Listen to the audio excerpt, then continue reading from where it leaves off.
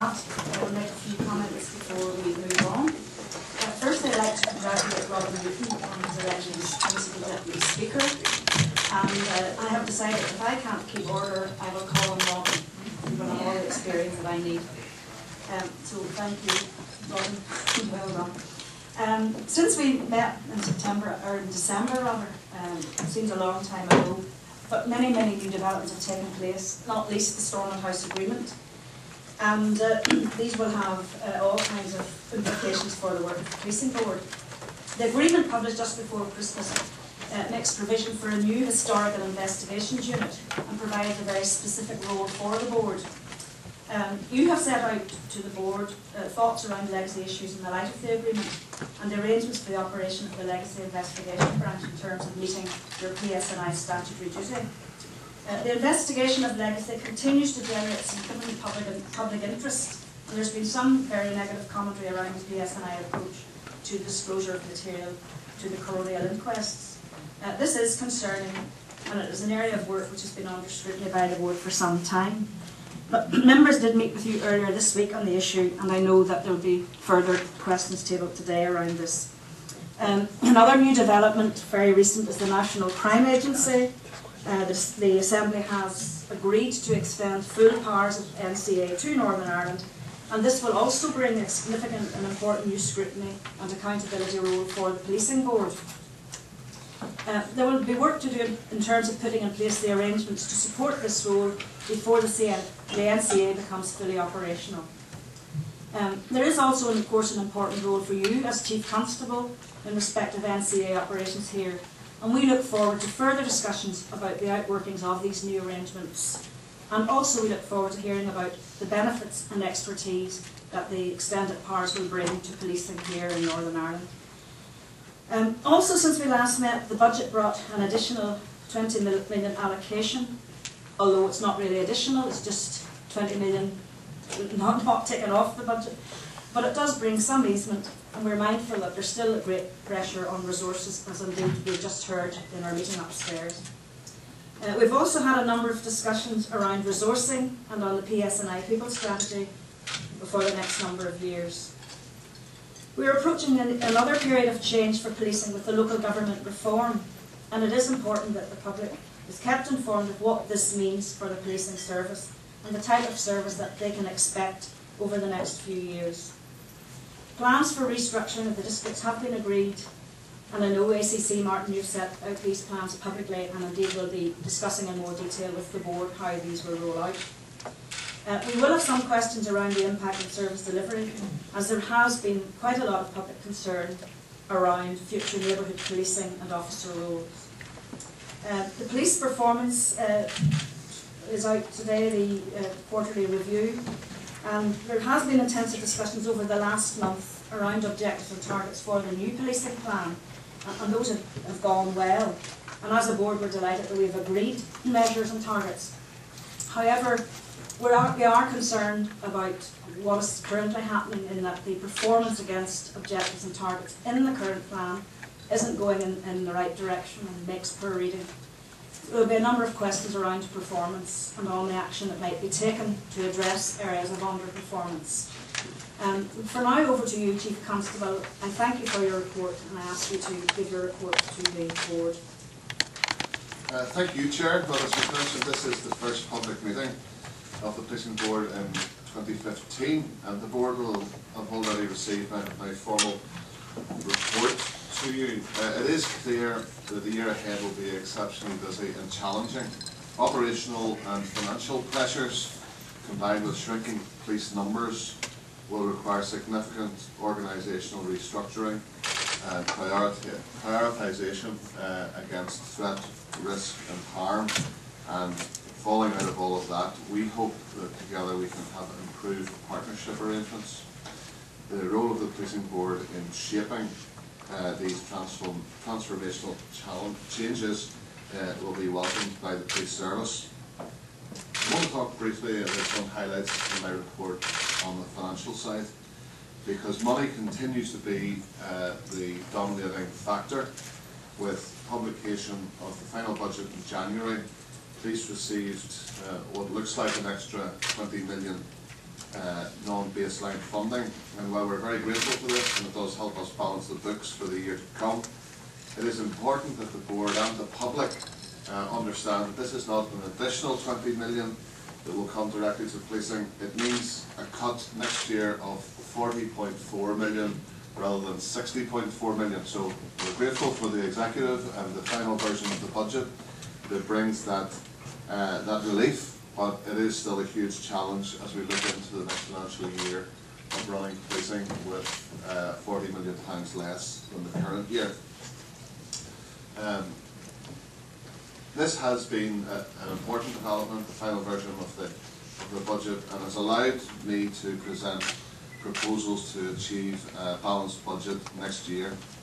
However, the trajectory for a very significant change in policing remains. While we will balance the budget for next year, this can only be delivered by reduced recruitment plans. The PSNI is becoming a smaller organisation, losing more people each year than we can afford to replace. The draft medium-term resource plan for 2015-16 will be presented to the board in the coming weeks and will give you more clarity around reducing headcount in the coming years. You have mentioned Chair performance, and the Q3 performance report has been provided to the board. The report presents a number of particular challenges which myself and the senior executive team colleagues are taking very seriously. We are acknowledging some of the challenging projections in meeting policing plan targets in this financial year, and one of the steps that the Deputy Chief Constable took following his appointment was to create a central performance team under the leadership of Chief Superintendent Chris Noble. The new performance framework will be finalised in line with the refreshed policing plan, and we're hoping that all of that will kick in for reporting next year. But over recent weeks we've had good discussions with the board on measuring performance, and I welcome both the board's involvement in this important issue, both in the final quarter of this year and into the years ahead. You need to be reassured that we will strive to continually improve performance. It is important to remember that over the last 10 years, the PSNI has reduced crime by 13%. During the same period, our organisation reduced its size by over 30%. So I think this is a good achievement and one that has been delivered in partnerships with communities. We also need to remember that in the current financial year, £85 million of costs have been taken out of policing. To take that amount of inputs out, one should reasonably anticipate that maintaining performance levels at previous standards was always going to be challenging. Some operational issues that have arisen since we last met at the start of December, I think, are worthy of note. It is important to acknowledge some of the work that has been done by officers at ground level in recent weeks. Police officers worked hard through the Christmas period, providing visibility and reassurance in communities and on the roads of Northern Ireland. Their work meant our communities were able to enjoy the holidays, to be kept safe, despite a heightened threat from those who are opposed to peace. During the Christmas period, the early figures from our domestic abuse campaign indicate that there has been an 11% rise in the number of incidents reported to police. This is an average of about 90 incidents of domestic abuse per day. That's a shocking figure, but I'm also encouraged that more people are getting the confidence to report these heinous crimes to the police so that we can bring offenders to justice and put safeguarding measures in place to keep victims safe. It is sad to report that there have been 4 murders since we last met at a public meeting of the board, and a number of attempted murders, including the shooting in North Belfast last Friday night. This has posed an intense and challenging workload for our colleagues in Serious Crime Branch. In total, there have been 7 individuals charged with murder in relation to 3 of those murder cases. The 4th case, a number of arrests have been made, but to date there have been no charges. All 4 investigations for murder are still live and ongoing. There have also been 7 cowardly paramilitary style attacks. That's 3 shootings and 4 assaults, 2 of which occurred just last night. All of these attacks are under investigation, and we would seek the public's assistance in bringing the offenders to justice. You mentioned, Chair, the positive development regarding the operation of the NCA in this jurisdiction. On Tuesday, we were pleased to hear that the NCA powers will now be extended to Northern Ireland. I'm grateful for all of those who have been involved in enabling the PSNI to access the specialist support of the National Crime Agency, and at the same time actually putting arrangements in place through negotiation so that our robust accountability mechanisms through the Policing Board and the Police Ombudsman are not diluted. Dealing with the past is a major issue, and you have mentioned that in your opening remarks. I want, before we move on to questions, Chair, to take a few minutes to talk about policing and the past. As you know, we had a meeting of the Performance Committee on Tuesday of this week, in which the Deputy Chief Constable, ACC Kerr, and myself answered the committee's concerns or attempted to answer their questions over historical investigations and disclosure. I'll say more about this in a moment, but before I do so, I want to respond to the front page of one of our local papers today, which states that a Policing Board member believes that PSNI are shielding murderers. Let me be absolutely clear. In a liberal democracy such as ours, no one is above the law. Board members, I assume, are familiar with the legislation under which we as a police service operate, including the Police Act, the Human Rights Act, the European Convention on Human Rights, and the Regulation of Investigatory Powers Act. I would suggest that anyone, including board members, who have information about a murder should present that information to us so that we can bring offenders to justice. Likewise, if anyone has information about alleged police misconduct, the right place to present it is not on the front page of a newspaper, but to the Police Ombudsman. To bring a charge for murder, we need credible evidence, including forensics.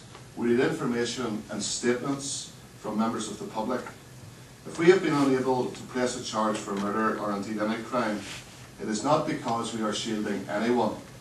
It is because we have not yet been able to build a case that meets the very high standards, the very high threshold for a prosecution. I cannot imagine the pain that the family of Sean Brown has been going through in the last number of years. Not only the lack of justice for the loss of their loved one, but by the delay that they have suffered during the ongoing inquest. I cannot understand that pain, but I acknowledge it. For those who have suffered the loss of a loved one, the past is the present as they live every day with the pain of their loss. A point I have made on countless occasions since becoming Chief Constable is that the public services of today, including policing, are not suitably constructed or resourced to deal adequately with the pain of our past. The result has been that dealing with the past is having a very significant and a detrimental impact on public confidence in policing today. In light of that, we welcome the Stormont House Agreement. The Stormont House Agreement presents an opportunity to change this. As I have already outlined to the Board, there will be an interim period, a transitional period, before the new institutions are established. During that time, the PSNI's legal obligations in relation to the past remain. I know that for some people, the perception of independence will only be possible when dealing with the past sits entirely out with the Police Service of Northern Ireland. This is an issue that only our legislators can solve. It is not within my gift. As police officers, we must fulfil our legal duties to review and investigate as laid out in the Police Act and in accordance with the European Convention on Human Rights. I've already outlined to the Board the role of the Legacy Investigations Branch and what it will do during the transitional period, the interim period. Human rights legal advice has been taken throughout the planning and development of the Legacy Investigations Branch.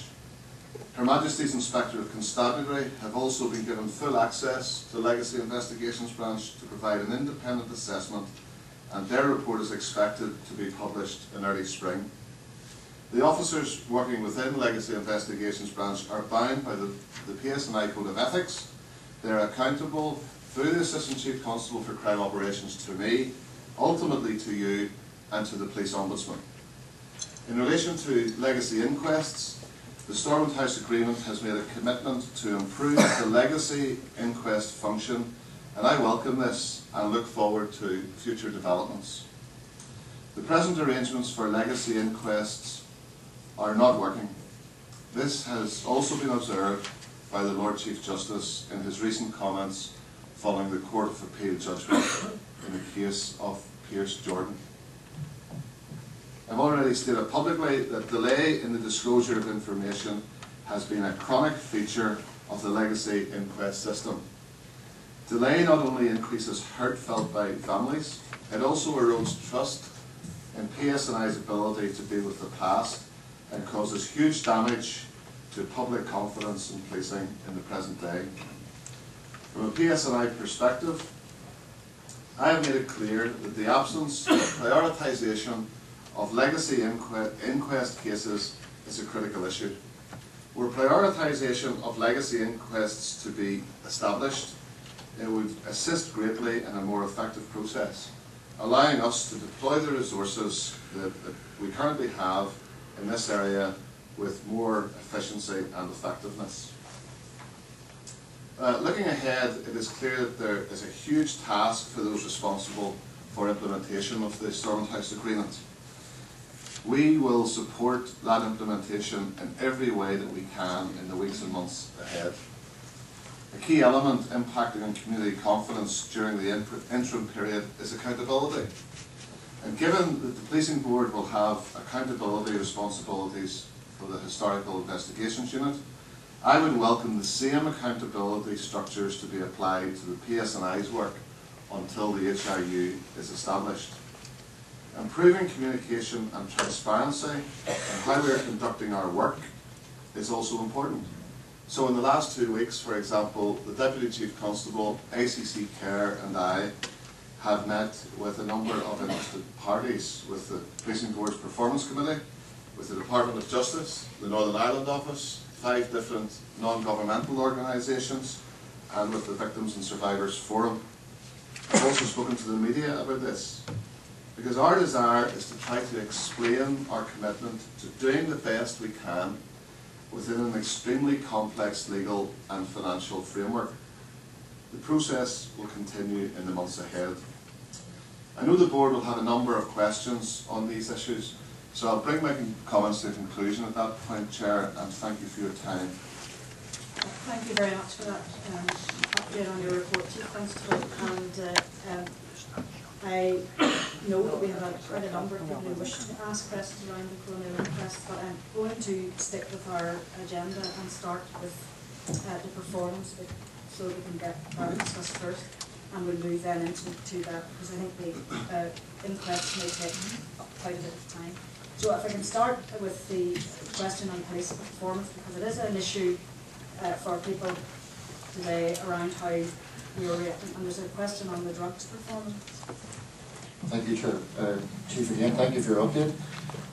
We know, Chief, that drug offences have increased by 12.5%. Can you comment on the calibre and extent of such offences, and if there's any evidence of an increase in organised crimes with paramilitaries in relation to drug dealing in Northern Ireland, and what's your response as a force therein to this increase?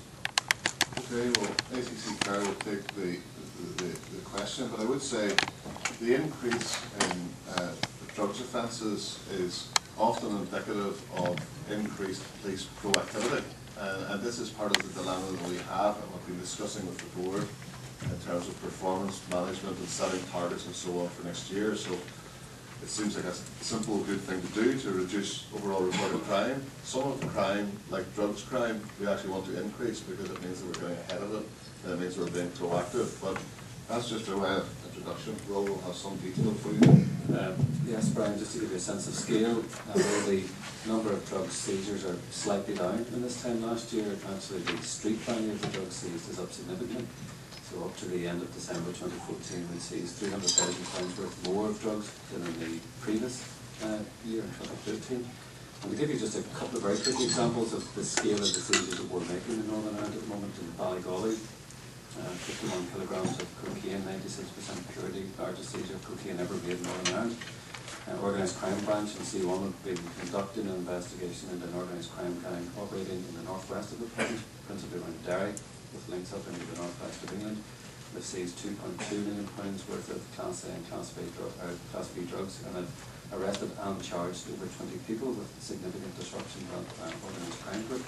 So there's lots of work going on in the background. You ask about OCG involvement, there's a lot. You ask about paramilitary gang involvement, there is a lot. In various parts of Northern Ireland, it's worse than others, but we are working incredibly hard to try and disrupt it in any way that we can. We can make two specific points over the drugs market generally. The first is that we understand that a lot of this very high-end specialist police work to deal with high-end drugs importation is invisible to the public, and we understand that sometimes the public need to see a lot of proactive activity to deal with street-level drug dealing. And the Chief Constable is going to launch what we call Operation Taurus, which is a Northern Ireland-wide and all 8 policing district, very proactive street-level dealing initiative beginning next week, and that's going on for 6 weeks up until the end of March, just to show the public at local level that we're tackling this right from very low-end drug dealing right up to high-end importers and organised crime gangs who are involved in drug dealing. And the second point, just to close on this, is that the drugs market is subtly starting to change in Northern Ireland. And the traditional drugs market, which was cocaine, cannabis, and amphetamine based, is now starting to change subtly, but very undeniably, particularly with the advent of new psychoactive substances as well, which young people are starting to use and experiment with more frequently. And psychoactive substances are hard to keep up with. It's hard for the Misuse of Drugs Act on a statutory basis to keep up with it as well. For example, in 2015, the European Union issued 83 warnings about new psychoactive substances. The minute they're made illegal, only have to change 2 component parts, and then the extant law no longer applies to it. So we're working incredibly hard to deal with it, but it is an issue of very significant concern. But I leave you with the assurance that we continue to work as hard as we can to deal with a scourge across our streets. Thank you. You wish to come in, John? Thank you, Chair. Chief, with 3 vehicles having been targeted in Belfast last night and this morning, one with a live device and others with hoax devices, the intelligence is that those are connected or linked to well-known drug dealers. Is there the possibility of a drug turf war actually breaking out in Belfast? If that is the case, is it not more important now than ever to proactively go after those drug dealers? And more importantly, I suppose for yourself, Chief, welcome the fact that you will now be able to draw on the resources of FCA to help you out with that activity. Thank you for your observations, Jonathan. Those investigations, of course, are less than 24 hours old, so we just need to be careful what we say about them. But any intelligence that you have around them, would be grateful to receive that. Maybe Will or Stephen could just give an update on where we are with that.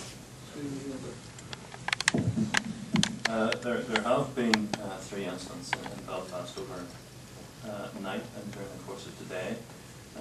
One is in the St James Road in the Ballymurphy area of Belfast. The other one is in Friendly Street in Belfast, and the other one is in North Queen Street. The Friendly Street and the St James Road one were under vehicles. In fact, the St James Road one, the vehicle was badly damaged by fire. Initially, that had been treated by the fire service as an ordinary fire, but whenever the vehicle was moved, the remnants of what we suspect was a device was found burnt into the ground. The second one in Friendly Street was discovered on a vehicle, and that is at the point where we were coming into the meetings today, being worked on by the Army Bomb Disposal. And the third one in the North Queen Street area was found on a pavement. There are similarities between some of these instances in terms of what the device looks like, so we are looking at the potential link, but we are keeping an open mind on the motive. Certainly would not be saying at this stage anything like this is a potential turf war over drugs, but we're keeping a motive. And of course, at this point, I would appeal for anyone who has any information about any of the three attacks to bring that forward.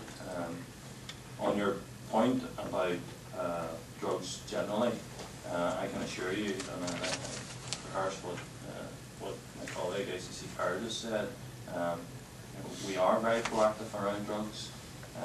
Drug seizures go up is an indication of police proactivity. It is one of the areas that we want to see reported crime going up. This is an indication that we're taking drugs off the street.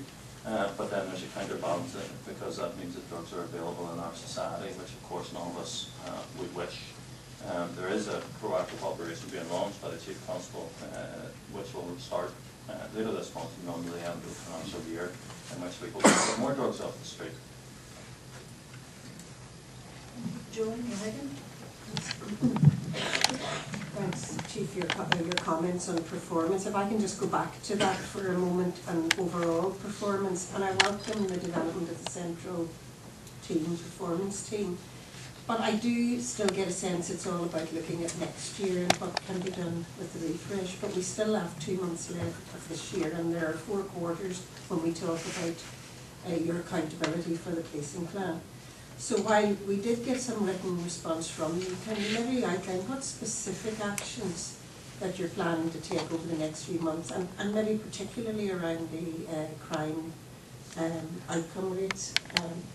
Give me some thoughts on that. Yes, well, Drew will give you some of the detail around some of the initiatives as we approach the end of the performance year that we're working on pretty relentlessly, actually, to try to achieve your targets that you set for us.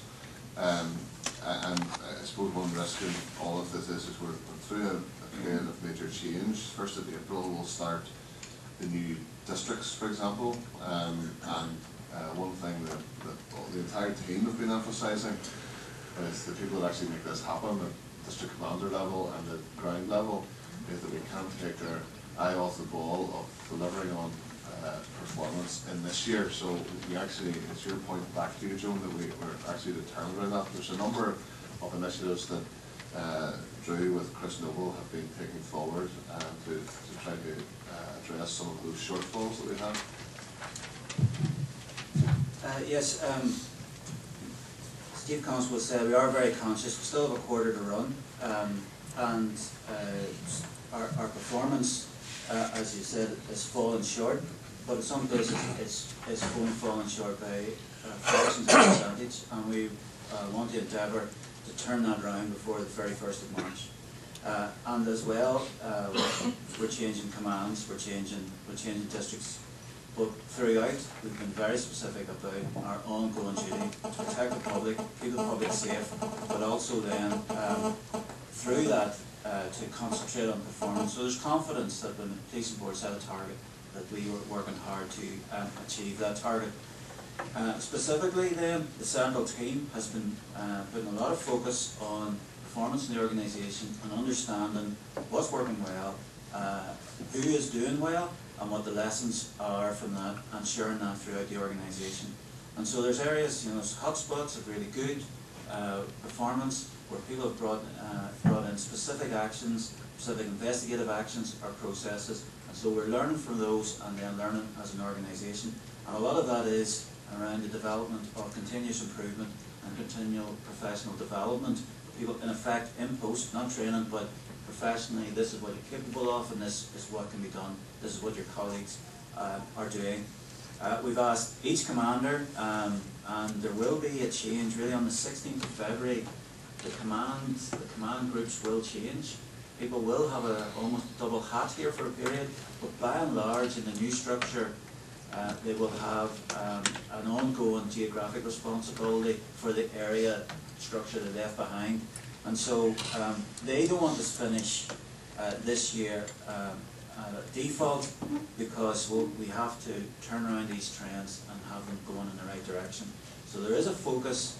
Focus has been expressed by myself, but also by ACC Martin, on what can be done this year at a local level.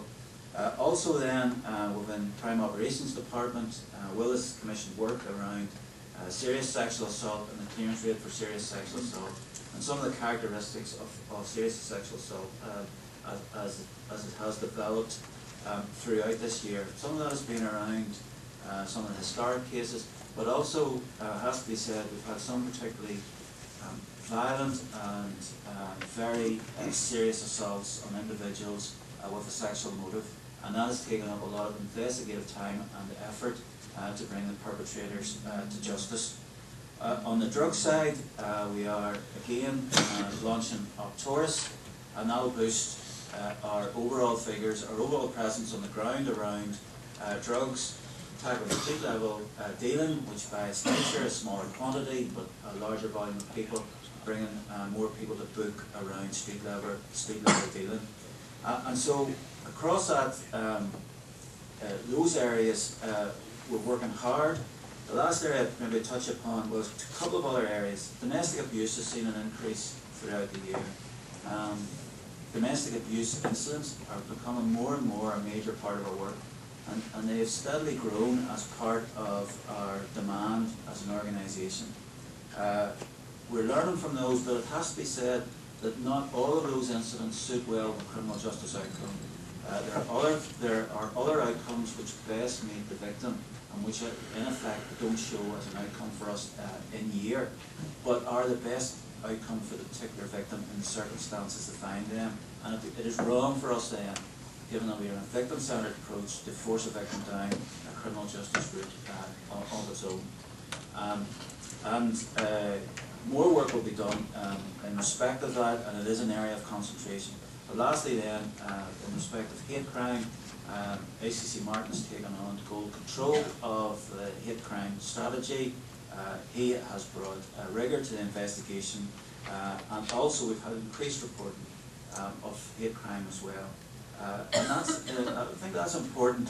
We're not too sure whether that's increased incidents, some of that will be, but we're also hopeful in line with other areas where there is increased reporting, that there is increased propensity of the public to report incidents. We see that around domestic abuse, we see that around sexual crime, and that is a good illustration of their confidence in the police services, response to them, and the quality of service which is bespoke to their victims' needs. Any final question from Thank you, Chair. Chief Constable, you will recall at the December board meeting I asked a question about what the PSNI was doing with regard to the increased number of road traffic collisions and the trend that was developing there. And of course we're all very acutely aware, in one sense or another, of the tragic consequences for people who are involved in these. I'd simply just like you to comment, please, on the numbers and the figures and the trends as they're presented in the report, because I do find, on a summary that has been done for us, that I think the road traffic deaths shows the largest increase, percentage increase, on any of the targets shown in the report. Thank you, Chair. Yeah, I suppose there's been a lot of activity that's put into this. The amount of people killed and seriously injured on the roads is a major concern, and you're right, it was a subject of discussion at the December board meeting. We have a significant piece of work around that. Alan Todd has led on that, and I'd ask him to comment on some of the detail. Thanks, Chief. Brian, as you know, we've had previous conversations around this, and the figures do show a disturbing increase up to the year end of December, just over 30% increase. I suppose the one piece of that is that the killed and seriously injured, which we tend to group together, only showed a 1% increase over the year, and whilst that's not any increase is a regrettable increase, there's always a fine line, as we've discussed before, about how you can be killed, how you can be killed in an accident or seriously injured, and there has been some evidence that out of a number of the accidents that some of those have just gone the wrong side of what might otherwise have not been classified accidents, albeit that they're still extremely serious. Now, we gave undertakings, Stephen previously in the role, which I then picked up and carried through, that we would seek to increase our efforts and visibility around those issues that were major causes of such accidents. And I believe that And I'll provide you with the numbers in an answer outside of this forum that show that we have followed through on those promises. We said that we would use less discretion, and we have, and we said we would use more enforcement work, and the evidence is clearly that we have. We significantly increased our activity over the Christmas period, and I was on record both at this meeting in December and indeed in the media that success to me would look like at least increasing their efforts over the Christmas period, but actually with a desire that we would actually catch fewer people as people took responsibility for their action on the road. It's a regret to me that actually, whilst we followed through on our undertakings in December and increased our enforcement activity, that regrettably 270 people over the Christmas period were caught for drink driving offences, bringing the total actually to quite a shameful number, over 3,000 for last year in total. And that is something we will continue to address. Looking forward, I think given to where we are, I can give no succour to those people by saying there's going to be any let-up in our enforcement activity across the province as we seek to bear further down on this. We're already looking at the March through to Easter period, which is a traditionally difficult period on the roads, and the work that we can do around that. And following that through to the summer campaign as well, which is another traditionally difficult time of the year. Yesterday I was in Lochbrickland at the Integrated College down there, where a large number of new drivers and teenagers were seeing the PSNI and Partners Road Safe show as an extension of that effort, and we're looking to see how we maintain what is an appropriate education and preventative measure going forward under the budget pressures that we face as an organisation. The good news, if it is good news, and it won't be the families thus far impacted this year, but this time last year, and this time in 2014, by the middle of February, we were looking at 9 deaths on our roads from the 1st of January to the date. This year it's 3. These are the vagaries of road traffic collision statistics. That will come as no succour to the 3 families that have been blighted by more deaths on our roads, but it hopefully in some way shows that we are, through increased enforcement and creativity and keeping our promises we made to this board, going down ever more on the causes of serious road traffic collision. Thank you very much. Thank you, Chief. Thank you. I'm going to move directly now to the questions on the coronial inquests, because there's quite a few people who have indicated they would like to ask something. We'll start with Ryan Feeney. Thanks, Chair. Chief Constable, as you've indicated in your opening remarks, there's been a number of critical media reports regarding the PSNI's role in several delayed legacy inquests, particularly those relating to the deaths of Sean Brown, as you mentioned, Roseanne Mallon, and the cases that have been collectively referred to as Stalker Sampson. You've already recognised in your comments the impact, the serious impact and concern that this is causing in terms of community confidence in the PSNI. And can I ask you to outline in the short term what steps you're taking to try and address that? Yes, I refer back to my opening remarks. We take this seriously. We acknowledge that first and foremost this is about the pain that people are suffering today because of what happened yesterday. So as a police service we take it seriously. But you're right, there has been a lot of public commentary about this. There has been criticism of the police service in terms of timescales for disclosure. This is technical, it's detailed, it tends to overshadow the pain and hurt people feel, and it exacerbates it because it gives them the impression that we don't care. We do care, we're doing our best in what is a very complex financial and legal framework. I'm going to ask the Deputy Chief Constable who leads in the legacy issues to just address some of the specifics of your question. Can I also acknowledge the impact on the ongoing impact of the Brown family and express my sympathy with them, and again reiterate our apology that we've been unable to meet the disclosure deadline in respect of one report, PET report, which has not been completed in that it did not go through the quality assurance process. However, that will be made available to the coroner either tomorrow or next week, and at that then the coroner will have received all of our material, which extends to some 34 folders of material plus this one outstanding item.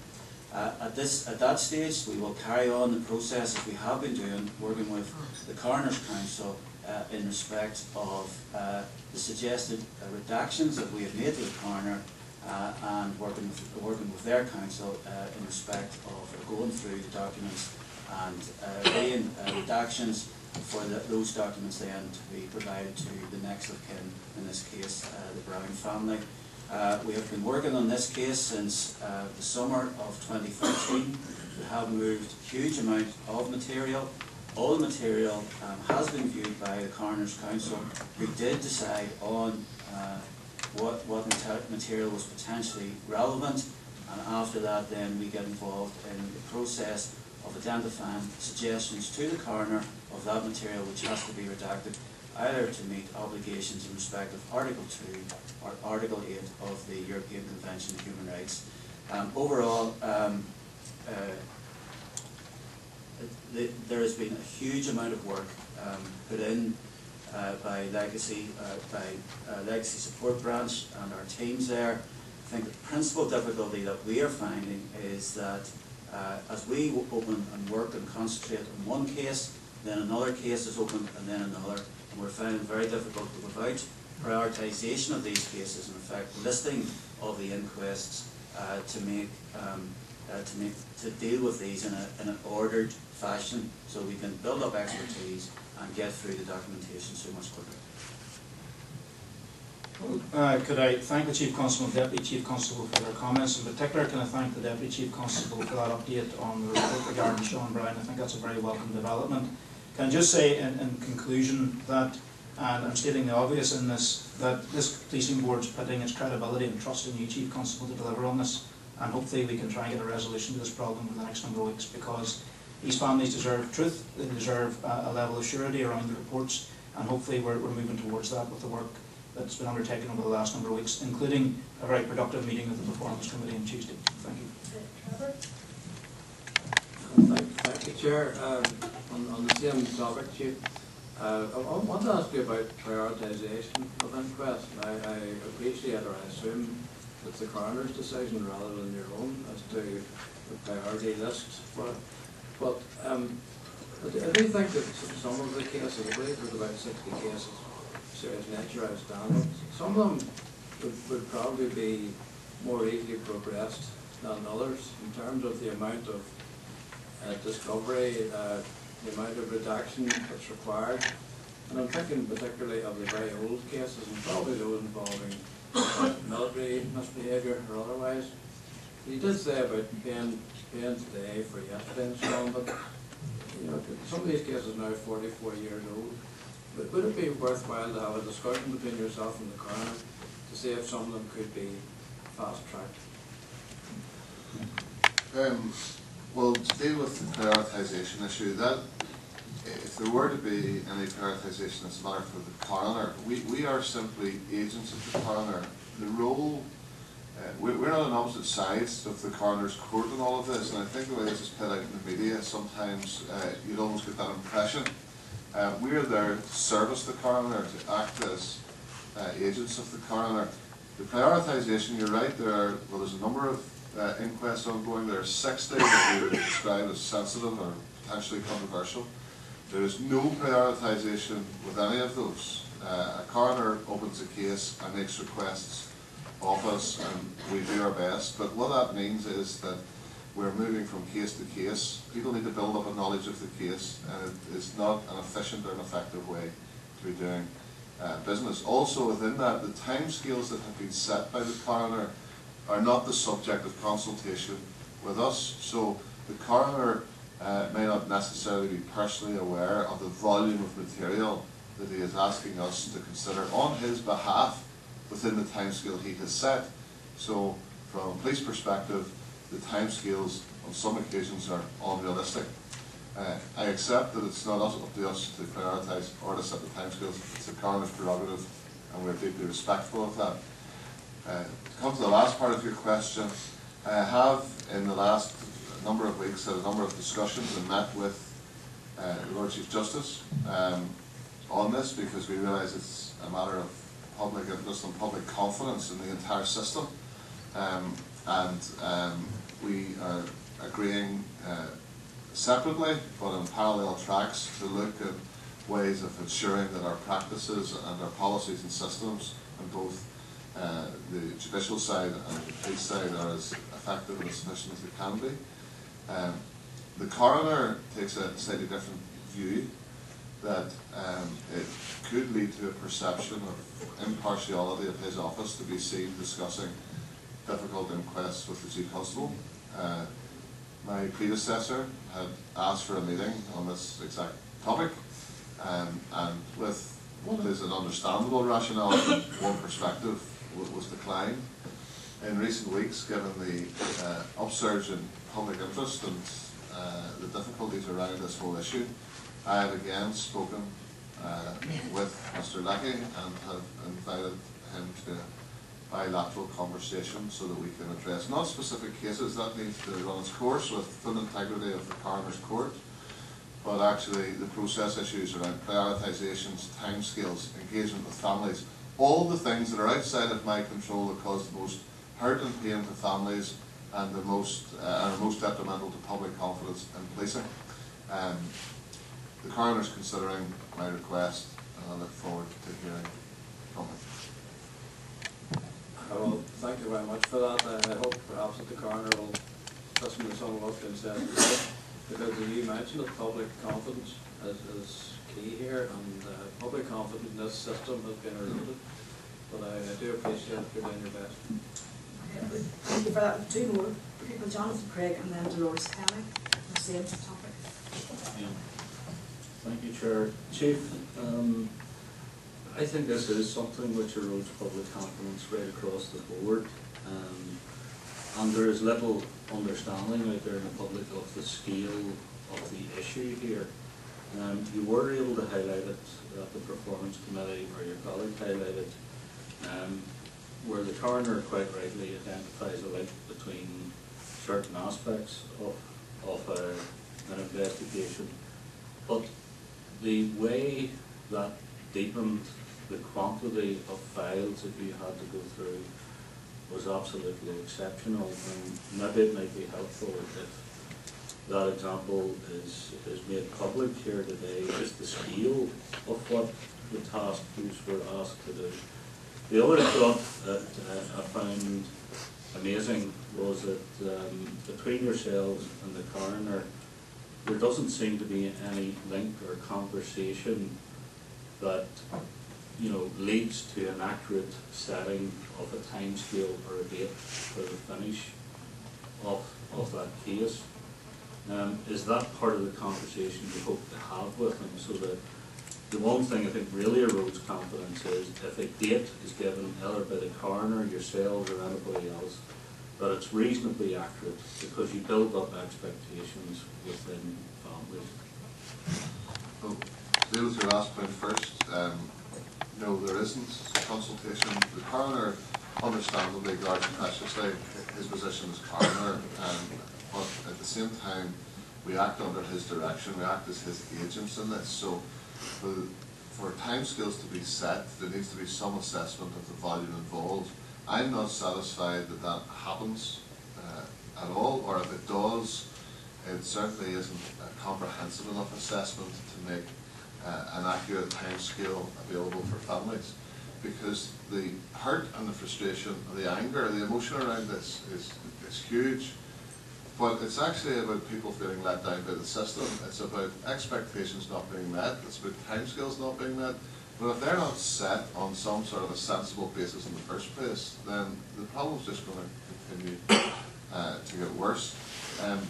We did share in confidence some specific examples in the private session of the Performance Committee around cases. I'm not at liberty to speak about that publicly, but what I can say publicly is that some of these inquests have potentially millions of documents attached to them. This is not about, when the deputy talked about folders, these are lever arch folders 4 inches thick, and it wouldn't be unusual for cases to have 60+ folders attached to them that need to be examined by us on behalf of the coroner to support them.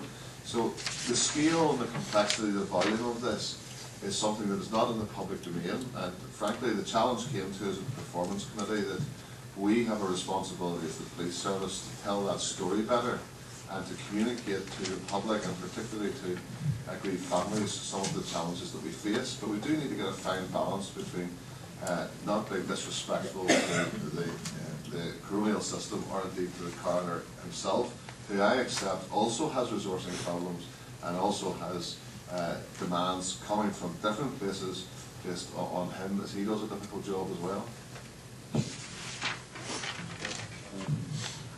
On the back of that, George, there was also another issue which was raised at the Performance Committee, and that was the spectacular case that the coroner brought to a standstill because of an OTR letter that had been issued, which unfortunately led yourselves to having to make another apology. Out of the 60 inquests that are on the table at present, have we any concept or idea of how many of those would involve OTR letters, and can we expect any more embarrassing revelations around this? Well, the Deputy might answer some of the detail around that particular case and what we actually apologise for. But clearly, Operation Redfield is an examination of all of the so-called underrun letters, a re-examination, a re-investigation actually, of those individuals and those cases to make sure that the mistakes made in the Downey case are not repeated.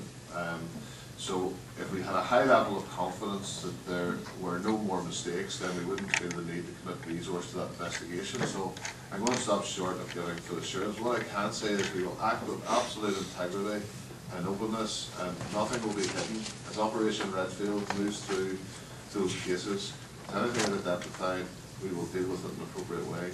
On the specifics of the apology for the delayed inquest, perhaps please comment on that.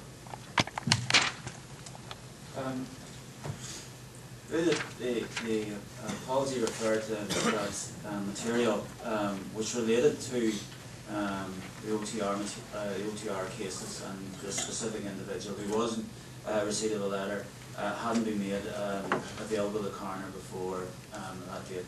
It had been discovered as part of our final mopping up exercise, in fact, to make sure that all documentation was with the coroner.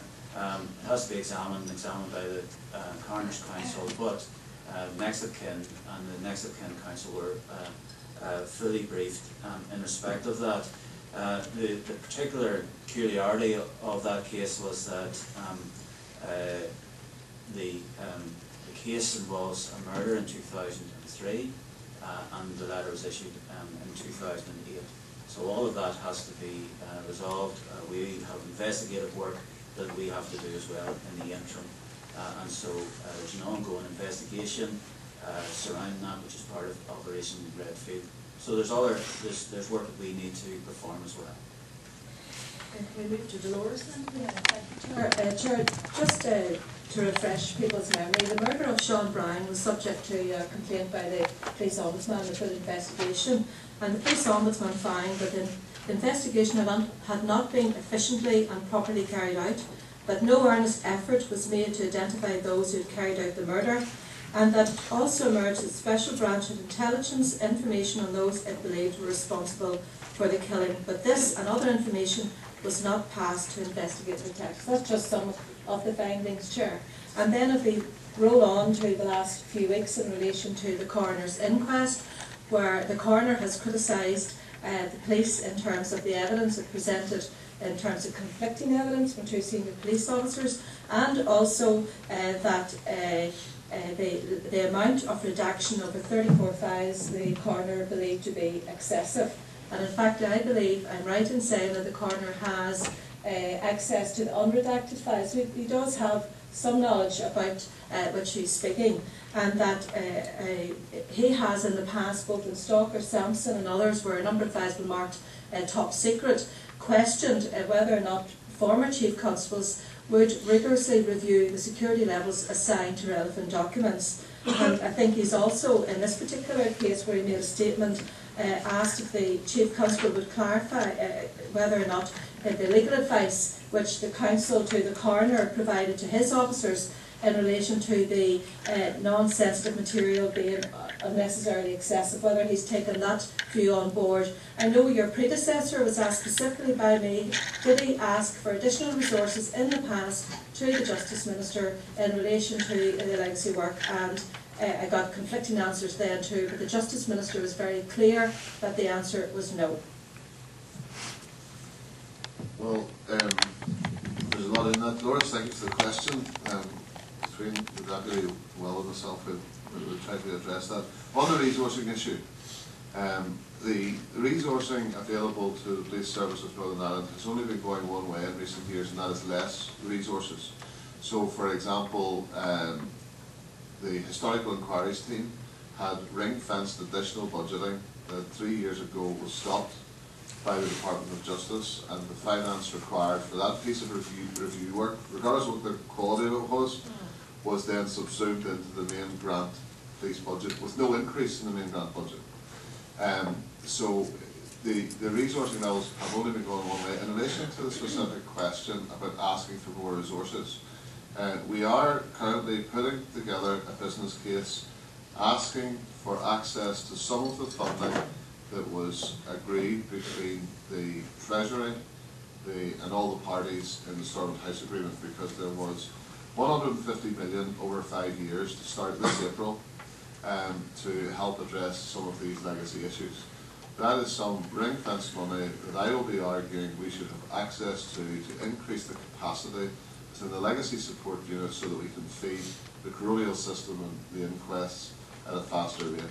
That said, the capacity issue is only one side of the coin. The other side is prioritisation, because we can't actually be working on 60 cases simultaneously, no matter how much money or how much people we have. So, given that we're dealing with public finances and an age of austerity and all the rest of it, we're putting together what I think will be a mature case in identifying possible sources of funding to increase capacity for more lawyers and more researchers to take this work forward at a faster rate. And that's where we're at now. But the resourcing levels towards legacy issues for the Police Service of Northern Ireland has been reduced rather than grown in recent years.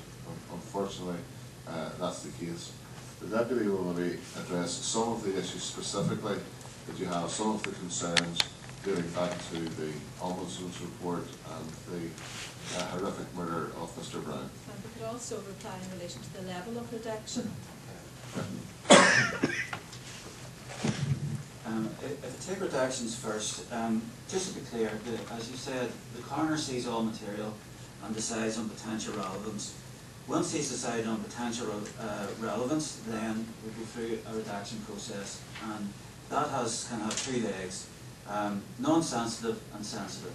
Non-sensitive material, we would look at and make suggested redactions to the coroner in respect of Article 2 and Article 8. In respect of sensitive material, we may apply then for PII certificate, and that is done after careful consideration, legal opinion, certification or supervision of this and examination of it by either the Chief Constable or myself, and then certification by a government minister. But all of these matters then go to the coroner for the coroner's final determination as to what is redacted and what isn't redacted. But even the redactions that we do make in terms of the non-sensitive material are redactions which are only suggestions, which we then work through a process with Coroner's Counsel as to what in the end is redacted from material. And I do note the comments in respect of over-redacting, but many, and we have dealt with, and I've got to the finished point of a number of inquests in terms of supplying material, and there has been no issue about our redactions. And indeed we have an example where the coroner's representatives have thought that our redactions have indeed been too light, that we have not brought sufficient rigour to the process. But it is our duty in law, and it's also our duty as agents to the coroner to provide the coroner with our best advice as to what we think the redactions should be. We are well placed to make suggestions and recommendations and express a view, and it's then for the coroner to determine on these matters himself or herself. In respect of the Police Ombudsman's report, all the recommendations were accepted. Sir Hugh Ord at the time set up a new review team. It was led by a local SIO, but was staffed by officers from across GB, detectives, and they conducted a further review based on an examination of the papers, but also based on the criticisms that the police ombudsman had made, and that included a full review of both forensic and intelligence matters. Those papers were then passed to HET, and it is a matter of regret then that whilst in HET did not in effect finish off that job and produce the family report, but that did not happen, and that's unfortunately the position that we found ourselves in over 2 weeks ago in respect of that report. But very serious effort and resources were put into resolving this matter. It was the subject of a Crime Watch documentary, or a Crime Watch programme in June 2005, and I also remember it was subject to local documentary in respect of the effort that was being made to review it and the establishment of the lead of an independent advisory group. Arrests were made, but unfortunately no charges were brought. And arrests were made not only here in Northern Ireland, but across Great Britain as well. And hopefully, when the family report is finalised, it can detail the full extent of the investigative effort that went into this case. Chair, just to add one comment to that, the Police Ombudsman's report, where my predecessor 2 ago, Sir Hugh Ord, accepted all of the findings and all of the recommendations, and they were all actioned. That Ombudsman's report did not find that the police were hiding murderers because they were informants. I'm quite sure Nuala alone, if she found that, would have said that. The report which I read this morning, after I read the Irish News, does not say that. There is no evidence to suggest that that was happening. And if it was, and if there's new evidence, I don't want to, be covering anything up. If there is new evidence, please take it to the Police Ombudsman and let's have it investigated. But to put things like that out in the public domain, when there's already some challenge around confidence in policing today because of yesterday, then I would simply ask members, if you have evidence, or you've got intelligence, or you've an inclination that there's some sort of collusion, or that people have acted outside the law, including police officers, if it's police officers, past or present, take it to the Ombudsman, and if it's anything beyond that, bring it to us, and you have an assurance that we'll be actively investigated. I'm going to move now to Jerry Kelly. He's got a question around the establishment of the HIU.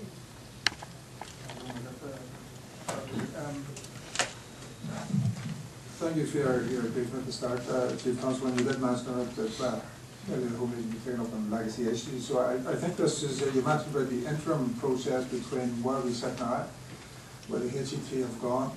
We have, I think, something like 977 cases outstanding from that process, and which will hopefully move into the HIU, and obviously the legislation itself to have agreement for that. But a number of families have approached me, and that's the basis of the question. Could you explain then, in terms of the interim period, what happens to those? In particular, if there are some cases which are already running, my understanding is they will continue to run under the legacy investigation branch, which is the PSNI. But people are asking, are there other cases which are going to be started? And if a specific family doesn't want that case started, or they want to get to the HIU, what happens in those cases? And also, there are outstanding medical cases. So it's the interim period to explain that, because I think for families out there, they're losing some clarity on it. Well, the Legacy Investigations Branch, of course, pulled together into one place all of our legacy investigations where the statutory responsibility to investigate. Some of them, most of them, vast majority, related to the Troubles, that period between 1969 and the Good Friday Agreement. But there are actually other non-Troubles related murders that fall into that category as well, that the Legacy Investigations Branch will continue to hold once the Historical Investigations Unit is established. And there are other cases that we are calling legacy cases between the Good Friday Agreement and the creation of Crime Operations Department, when we put all the review mechanisms and all the internal challenge processes in place to properly professionalise homicide investigations in particular. The figures that you're quoting are right around the number of cases that HET either hadn't got to or had started but not finished. And we have 978 cases that fall into that category.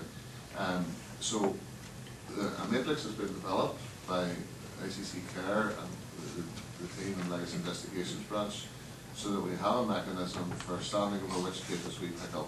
Part of that will be, because we can't do everything within the 2-year window that the Historical Investigations Unit will take to be established, or at least 2 years, then part of that will be a consideration of how satisfied the family will be with the PSNI doing the investigation.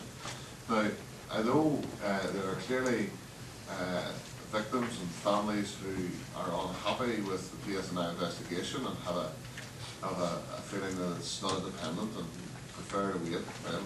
It wouldn't make any sense for us to progress that work knowing that the Historical Investigations Unit will probably need to revisit it and the family is not happy. So all of that will be factored into what cases we pick up.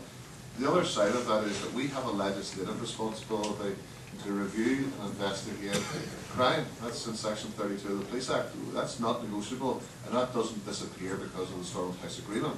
So there is plenty of work to get on with, which I think is non-controversial, will be accepting to families. There will be a clear rationale that will be with a full audit trail about what cases we pick up and which ones go further down the list. We of course have out of the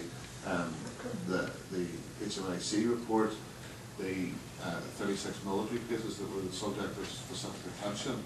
Those have to be a priority for us, and we want to work with NGOs and with families about how we handle all of that. We can't pretend that we don't have a responsibility there, especially when there is an independent assessment that says that there were shortcomings in the quality of some of those HET investigations. Thank you. Because let me just again and appreciate that there are families both who want the PSNI continuous investigations and those who do not, as was the case in the HET. I think the point that you're making and the point that I wanted to draw out is that families who have a view that they would prefer to go to HIU, then we will be dealing with that in a sensitive manner. We will be dealing with it in a sensitive way, but we're also duty bound where there is a very obvious evidential opportunity and a live line of inquiry to pursue. We can't simply put that on the long finger, because by the time the HIU get to it, witnesses could be deceased, witnesses could be capable of giving evidence and so on. So I'm not saying that families will have a veto. What I'm saying is that we will be sensitive to what families' wishes are before we start allocating cases. And if there's no obvious investigative leads through the review process, we'll not prioritise our resources to investigate something that the family is not happy with. But if through the initial assessment or the review process there are lines of inquiry and there is evidence that could lead to a criminal justice outcome, we're duty bound under statute to pursue that. So sensitive to families, but can't be have a veto applied by families either. Jonathan has a supplementary. Yes, Chief. Just on that, and I thank you for that answer. There are a number of families there who have brought to yourselves around the OTR letters. I know Operation Redfield is still continuing through your new LID unit. I take it those investigations will continue under LIB no matter what happens with the LIB unit, obviously until it comes into place. Because that could take up to 2 years for it to actually come into place, and those families will not be prepared to sit back and wait for 2 years. They will want to know that something is actually happening around those files of their loved ones. Yes, the whole reason for being for Operation Redfield is so that we don't find ourselves on the wrong end of another catastrophic error, which is how His Honour Judge Sweetie described the sequence of events that led to the successful abuse of process application by Mr. Downey in the Hyde Park bombing case. So that is a good example of an investigation that is going to need to be pursued, so that if there are other mistakes that have been made, they're identified and they're put right, or the consequences of them at least are minimised. In relation to the OTR letters, can I ask who requested who put forward the name of the alleged main suspect in the murder of Gareth O'Connor, and what date was it put forward?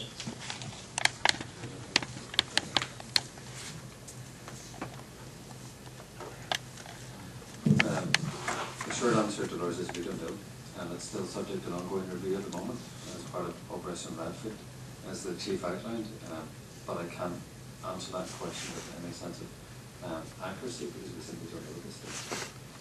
Right, well, we need to move on because we're quite late at time, so we have a question from Pat Sheehan and then a final one from Jonathan Craig on MCA. Come on, Chief Constable, I wanted to revisit an issue I raised with you a couple of months ago in regard to allegations of torture of a group of men who are known as the Hooded Men. And I was wondering, could you outline the steps that have been taken to investigate allegations of ministerial sanction of torture above and beyond reviewing the RTE programme in which this was reviewed?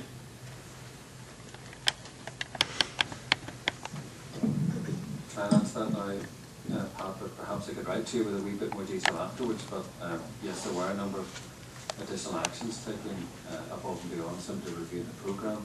That involved an examination of the records held at the National Archive in Kew Gardens and a number of other investigative steps, and it led to the conclusion that there were no new evidential opportunities when it came to opening an investigation in respect to that case. But I could write to you in more detail if you would like more detail as to exactly the steps that you took to come to that conclusion. And what's the current status of the investigation? There is no open investigation, so it doesn't have a current status. Okay, well, we're going to leave it there for today because I think the NCA, you did introduce it in your talk and I've said something about it and we'll come back to it when we're clear what the board's going to have to do. So, thank you all. Very clear what the board has Yeah, to do. well that's good. I'll talk to you. It's good to have one clear board member. So thank you all very much for your time and we meet again next month. Thank you.